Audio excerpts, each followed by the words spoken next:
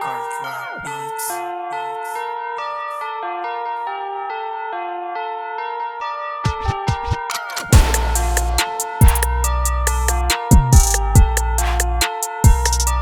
Kaya welcome sa Talimbara. Nakikiani daw ako, putang ina mo, may pambili ako ng bigas.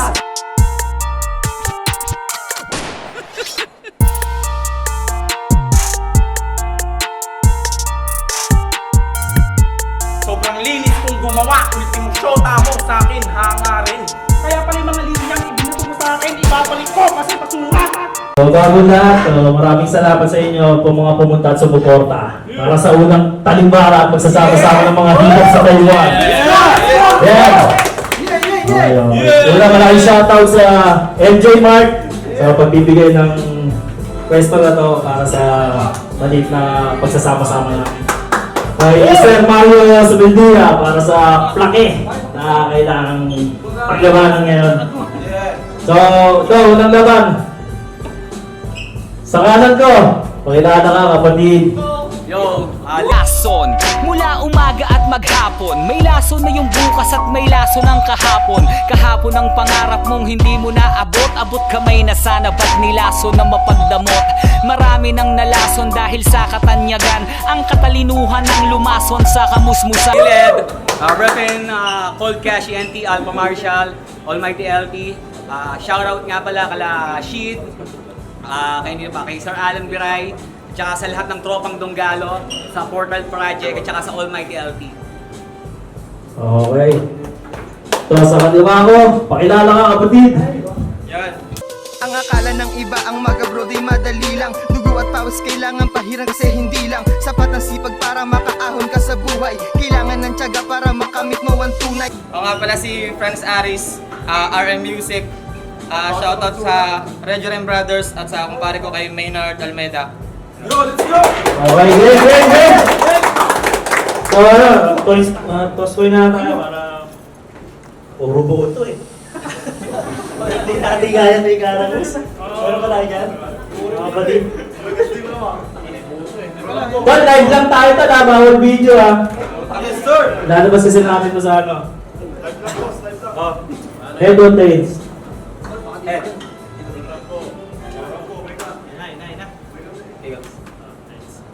Ano? Kung mauna, sino ang pipili mo? Oh, siya na. Okay, unang banat! Para hindi din, unang timing lang na respect the MCs. Okay, game. Tatapusin natin lahat ng bars nila. Okay, tol. Magtatanim ako ng dalawang salita na mapapakinabangan mo hanggang sa iyong pagtanda. Pero bago ang lahat, luma ang iba. Pasalamatan muna natin si RM para sa event na to. Palakpakan din natin si Franz, ang pro battle MC ni RM. Minamahal daw ko ng tao dahil hindi nagmumura. RM, kung tatapusin ko tong promo, ibebenta mo pa ba? Game? Game! Kahit hindi na uso ang pen, pal, sinulatan pa rin kita. Dahil ang sabi sa akin ng karisma, sadyain kong magtapon para may mapupulot ka. At kung may mapulot ka, sana matuto ka. Hindi matuto ka na ng sisiw, tatangat-anga ka pa. Pero sisiw lang daw kay Franz Jose kasi magaling siyang magpaikot. Pero I can rap pa reverse, baka ikay nakakalimot. Ako yung luma na naging bago para maging malakas kahit mahina. Ikaw, malakas ka lang sa mahina, ang bago lang sa'yo ay luma. Now you see, I can fucking easily dish you kahit pagbalik-balik na rin. Na kahit lakasan mo man yung boses mo, mahina ka pa rin. Ang style mo, gasgas yung pangkaskas na sa akin. At pag ibinalik ko na yung kaskas, may saksak ka na sa akin. Saan mo ako aangguluhan? Durugista? Oo, ako yung durugista dahil sa pamintang buo, magdudurug ako. Kaya hindi na nga ako tumitire. Ang tinatamahaan lang ito. Hindi ka naman adik, pero piling adik ka. Tama yung hinala ko sa'yo na tamang hinala ka. Negatibo na ako sa gamot, kaya positibo yung dating. Na kahit pa naluto na yung utak ko sa pausok, yung kainin ako hindi mo makukuhang gawin. Pinangungunahan na kita dahil ayokong nahuhuli ka. Alam ko naman na chismoso ka noon pa man, nahuli na kita. Pero ano ba naman ang ipapanalo ko sa'yo? Eh, battle MC ka, mainstream rapper lamang ako. Kung RM music ka, Donggalo lamang ako. Kaya't kahit saang anggulo ko tignan, boy, si Franz Aris ka na, si Lil Ed lamang ako. Lamang ako. Lamang ako. Lamang ako. Lamang ako. Lamang ako. O diba para tayong sirang plaka? Rewind. O tepser, tala, hamanggap. Pero ano ba naman ang ipapanalo ko sa'yo? Eh kung sa pag-oo ko pa lang sa laban na to, doon pa lang, talo na ako. Okay, time! Let's go, let's go! Hindi. Okay, unang banat. Franz Aris. Yo! Ito ay laban ng isang baguhan sa isang veterano. Kaya ang bawat kilos niya at sabihin, siguradong nakaplano. Ikaw ba naman ang itapat sa veteranong Dunggalo? Kaya ang pakiramdam ko, ako ay sobra na. Sobra na kalmado. O ano? Anong akala nyo, dismayado at kabado? Bakit ako kakabahan kung alam ko sa sarili ko na meron akong kakayahan na makipagsabayan sa laban sino man ang aking makalaban? Hindi ka naman Panginoon para ikaw ay aking katakutan. Gusto ko lang na makita ang gigil mo para mabigyan ka ng magandang laban. At oo, aminado ako, parang nag-birthday ako ng walang pera. Ang hirap mong paghandaan. Ganun pa man, gumawa ako ng paraan para lang ikay mapaghandaan. Sa katunayan, may nagbigay nga sa akin ng regalo, hindi damit o kung ano pa man. Impormasyon mula sa malapit mo na kaibigan. Teka, wala yung kaibigan mo Teka lang, issue ba? Teka lang sir, relax ka lang. Nag-uumpisa pa lang ako. Nagpapainit kong baga. Sa battle na to, 2 tao ang sa akin nila magpas at ikaw ang ipinalit. Kaya kahit matanda ka na sa mga palo at hagupit, magtatanda ka ulit. So, Mr. Gling, kamusta? Habang tumatanda, bumabatak ka. Imbis na tumubo, puta, nalagas na. Anong pakiramdam nang di mo magawa yung trick mo na hairstyle? Bad trip ba? Oo, sa panlalait ko sa'yo, talagang mababad trip ka. At alam nyo bang pikuntong si Kalbo kaya laging nakasombrero? Pero pa-newsuit niya ngayon Alam nyo bang pikuntong si Kalbo kaya laging nakasombrero? Lumabas lang to ng bahay ng tanghaling tapat, kahit wala ka namang ginagawa, mainit agad yung ulo. Kalbo bars, bitch. Hoy, kiriling na kalbo! Bakit lumabas ka pa sa lungga mo? Hindi ba tahimik ka nang namumuhay kasama ng mga Dunggalo? Asang lalakas ka pa kahit tapos-pusan kang mag-insayo. Hindi na mangyayari yun kahit ako pa ay yung matalo. Samantalang ako, malasan Goku ang galawan. May dugo ng isang sayan na sa bawat dumating na laban ay mas lalo kong pinag-uusayan. Hindi ako magpapadarag upang loob ko ay panghinaan. Habang ako ay nasusugatan sa bawat laban, ay mas lalo akong ginaganahan. Yo. Kaya itong kalaban ko, ngayon sa akin ay Kain.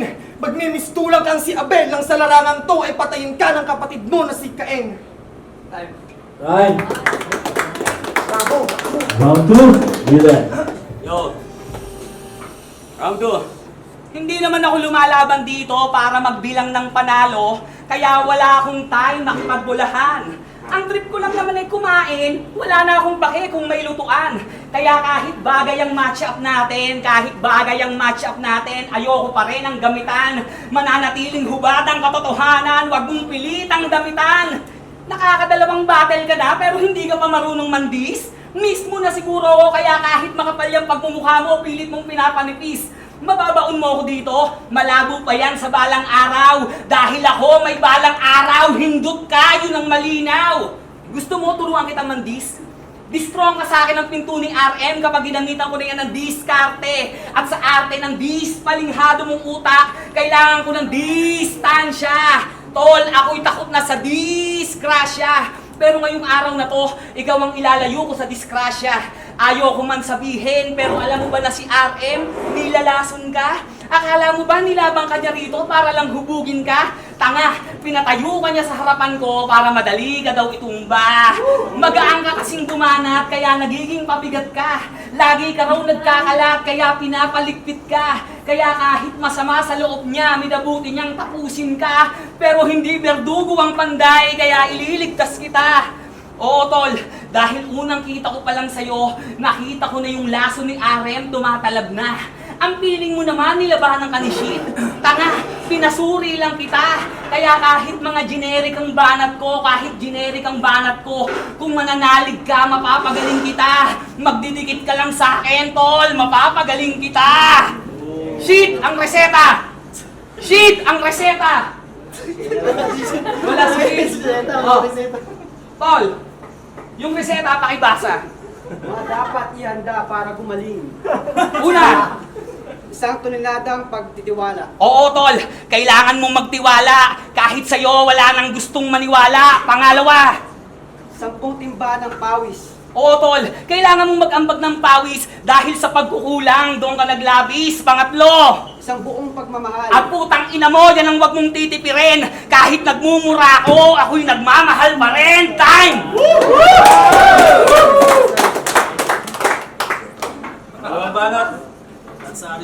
Yo, puta, may dala pa siyang kasama. Ang hina-hina ko na nga. Puta ka na, parang hindi mo pa ako kaya. Yo, round 2. Akala ko ba kapag dunggalo, magaling na freestyler? Pero bakit ang laban mo kay Cariñoso nung round 3? Hindi ka nag-freestyle, sir? Madaya, matandang magulang na ayaw magpatihado, halata mo sa pagkapanalo ay desperado. Ikaw lang yung nakita kong nag-freestyle, sir, pero kabisado. Mainstream, sa ibabaw, ganyan daw siya mag-rap. Yung mainstream na sinasabi mo hanggang ngayon sa'yo nananatili pa rin pangarap. Ouch! Kaya, huwag ka nang magpanggap at magkunwaring hindi ka nasasaktan. Si Andrew Ilang ang nasa mainstream at tuluyan na kayo na iniwan. Yo, bilib na bilib siya sa sarili niya kasi miyembro siya ng Dunggalo. Puta, sobrang bilib mo sa sarili mo, yung Dunggalo walang bilib sa'yo. Ang tagal mo nang nagra-rap, halos hindi pa yata ako tao. Umabot na ako ng 25 at lahat, hindi ka pa rin sikat at ngayon magka-battle pa tayo. Kaya sa nagsabi na sa battle, hindi pwede ang bara-bara, ang matandang to sa akin ay panis. Kapatay to sa akin the best, dahil ako ang mas mabangis. May matagal na tong inaasam, ang mapabilib niya si Gamol. Bibilib lang siya sa'yo, tol, kung makikita ka niya sa loob ng ataol. Kaya tukmol, sa pagtakbo, huwag nang humabol, tumigil ka sa pagkahol. Hindi ka nagagaling pa kahit uminom ka pa ng paracetamol. Yo, at pinakapagsabi sa akin na nung high school ka, sagad daw ang yung katangahan. Nung yung test paper niya nung exam, iisang sagot lang yung minarkahan. Kaya nung nag-check yung teacher, ayun, kahit isa walang tumama. Paano ba naman tatama lahat ng sagot niya? Redos. Tanong ng teacher, bakit redos? Sabi niya, ma'am, ito ang tama.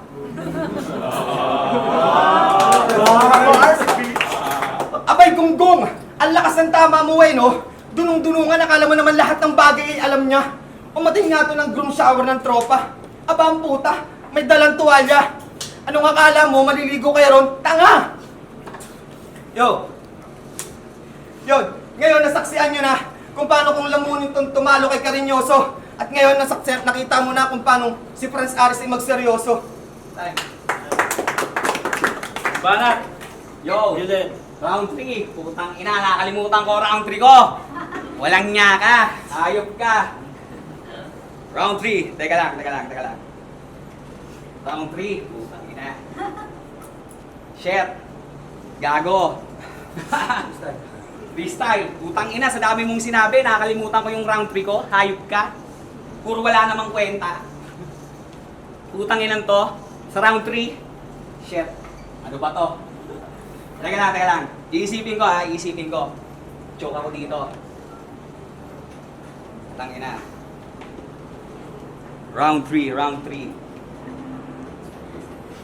Round 3. Tang ina. Kaya kung usapang paghahalimaw lang, tol. Saan ka ba nagpupunta? Nasa rurok na tayo ng gera, nagha-hibernate ka pa? Ang feeling mo naman, may igagaling ka pa. Ulul, pero kaya kitang gisingin kahit sa panaginip mo. Ako yung Freddy Krueger, unlimited yung buhay ko hanggang masabi mong Jason goes to hell. Yung pagkahalimaw mo, batibot, parang Kiko at si Pong. Ako kahit wala yung king, ako pa din si Kong. Putang ina. Shit. Nakakalimutan ko. Ako pa rin si Kong. At ano ba tong bata mong Arem? Mukhang wala nang mapuntahan. Pero kayang-kaya ko namang batain to kahit wala nang ligawan. Nahihiya lang to kaya ayaw pa akong sagutin. Di mo na kailangan mag-Ingles, tol. Kayang-kaya kitang kanain. At hindi ka ba nagtataka? Yung albularyo ng tugma nasa Pilipinas pero yung mga rapper gustong-gustong magpunta ng Taiwan. Alam mo kung bakit? Dahil lahat sila gumagaling dito. Itanong mo yan kay Sir Alan. Kaya kahit heaven ang hip-hop dito, nagagawa ko tong painitin. Pero kung bakit may mga halimaw sa langit, yan ang hindi ko magagawang sabihin. Pero sa totoo lang, napakahirap mong sulatan. Wala akong mahugot na linya dahil lahat bumabaon. Kaya mahirap kang kalaban. Ang diferensya kasi sa'yo, wala kang depensa. Kaya kahit mild pa lang yung stroke, parang inaatake ka. Ano, matanda ba? Magulang na to, kaya magtanda ka. Ang tawag dito, tanga, na matanda ka. At yung matandang kaharap mo ngayon, ilalagpaso ka. Bago ka kasi sumugod, homeboy, maglampaso ka. Wala kang kwentang kausap, kaya mag-usap na lang tayo sa future. Yo, Franz! Marahil ngayon pinapanood mo na yung video ng laban natin. Maraming salamat sa'yo. Di ba ang sabi ko nung umpisa, magtatanim ako ng 2 salita na mapapakinabangan mo hanggang sa iyong pagtanda. Tol, sa round 1 pa lang itinanim ko na. Kaya sa dulo ng round 1 na to, isulat mo yung saltang ini-rewind ko. Tapos pabalik, basahin mo para maintindihan mo ang sinasabi ko. God bless. Thanks. Time! Okay, huling banat. Franz Aris. Yo! Siya daw si Kong, kahit walang king. Talagang kamukha mo si Kong, parehas kayong praning. Tsaka round 1 ka ng round 1, round 3 ka na. Yo! Bro, round 3. Wala na tol, RM. Finish na to. Itong katapusan ni Kalbo, ang magmimistulang simula ko. At ganito, ang sinabi niya kay Cariñoso. At antipara ang kailangan mo kung gusto mo akong kausapin. Antipara? Ha? Bakit? Hindi ka pa pwedeng kausapin ng walang suot na salamin? Sa iba ay malabo, malinaw sa akin sa pagkamatay mo, ako ang magiging salarin. Yo, siya raw ay may dilang pandigma at halimaw kung tumugma. Eh yung mga tira mo sa kalaban, bibihira na tumama. Yung mga banat mong walang saysay, yung tipong basta round lang ay mairaos. Nagmumukha lang naman yung may laman dahil may taga sa likod mo pagkatapos.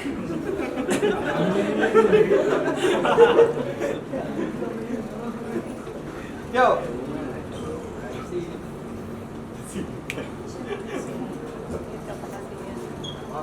Yo, nagmumukha lang naman yung may laman dahil yung taga sa likod mo pagkatapos.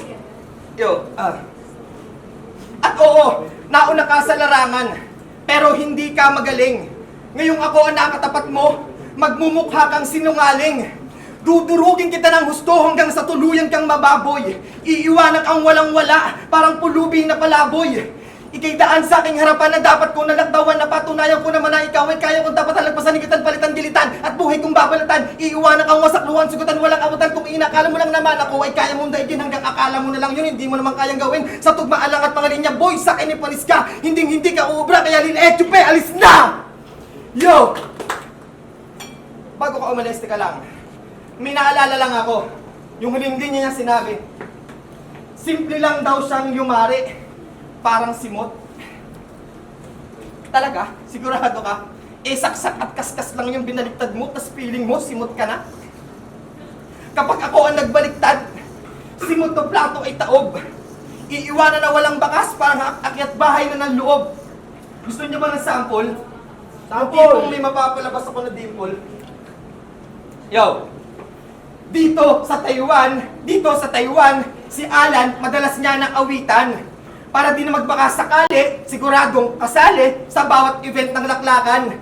Ngayong aking nasilip, nasa ame, pisilan, namimili ng banal na ilalabas na laban. Kung inakala nyong kayo na ang kalawakan, kung ganyan kayo ng ganyan, diyan kayo magkakawalaan. Ganyan magbaliktaran.